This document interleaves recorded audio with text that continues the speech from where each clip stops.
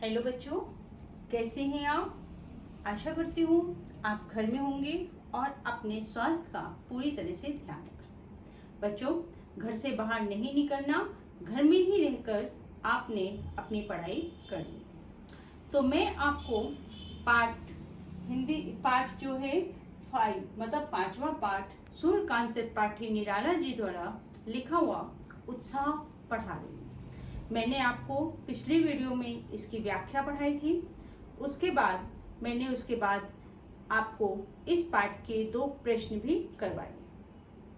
आज मैं आपको प्रश्न नंबर 3 और 4 के उत्तर समझाऊंगी। तो बच्चों, हर बार की तरह आप मेरे YouTube चैनल को लाइक और सब्सक्राइब करना ना भूलें। तो प्रश्न नंबर 3 है कि कविता में बादल किन किन अर्थों की ओर संकेत करता है। इसमें लेखक ने किन किन अर्थों की ओर इशारा किया है, बादल किन किन अर्थों की ओर संकेत करता है। तो आप लिख सकते हैं इस कविता में उत्साह कविता में बादल निम्न अर्थों की ओर संकेत करता है। इसमें कई अर्थ उन्होंने इशारा किया है, संकेत किया है। पहला आप लिखेंगे बादल द्वारा क्रांति आने के अर्थ की ओर। बादल के द्वारा क्रांति, देश में क्रांति आने के अर्थ की ओर संकेत करता है। उसके बाद दूसरा पॉइंट रख सकते हैं नवजीवन के अर्थ की ओर। नवजीवन मतलब नया जीवन जो है उसके अर्थ की ओर संकेत करता है।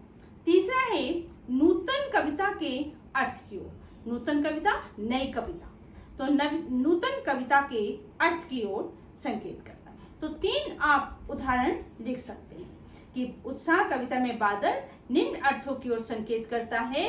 पहला, बादल द्वारा क्रांति आने के अर्थ की ओर। दूसरा, नवजीवन के अर्थ की ओर। तीसरा, नूतन कविता के अर्थ की ओर। तो आप ये आंसर में उदाहरण दे सकते हैं। इसके बाद आपका क्वेश्चन नंबर 4 है जो मैंने यहाँ लिखा है, शब्दों में ऐसा प्रयोग जिससे कविता के किसी खास भाव या दृश्य में ध्वन्यात्मक प्रभाव पैदा हो, नाद सौंदर्य कहलाता है। उत्साह कविता में ऐसे कौन कौन से शब्द हैं जिनमें नाद सौंदर्य मौजूद है, छांट कर लिखो। जो कविता की सुंदरता को बढ़ाए, जो कविता के सौंदर्य को बढ़ाए उसे नाद सौंदर्य कहते हैं। कविता को सुंदर बनाना। तो कविता में ऐसे कई बताए जो आए हुए हैं कि एक तो वो बार बार रिपीट हुए हैं और कविता के सौंदर्य को बढ़ाए हैं। तो यहाँ पर आप पहले लिख सकते हैं, आपकी कविता की उत्साह की दूसरी लाइन है, घेर घेर घोर गगन धराधर। आप ये पहली लाइन लिख सकते हैं, घेर घेर घोर गगन धराधर। दूसरी लाइन आप लिख सकते हैं, ललित ललित काले घुंघराले, जो कविता के सौंदर्य को बढ़ा रहे हैं। ललित ललित काले घुंघराले। तीसरी लाइन लिख सकते हैं आप, विकल विकल उन्मन थे उन्मन। विकल विकल, बच्चों यहाँ पे मैं आपको पहले विकल विकल और उन्मन की भी आपको शब्द का अर्थ बता दूं। विकल का मतलब होता है बेचैन, परेशान, व्याकुल।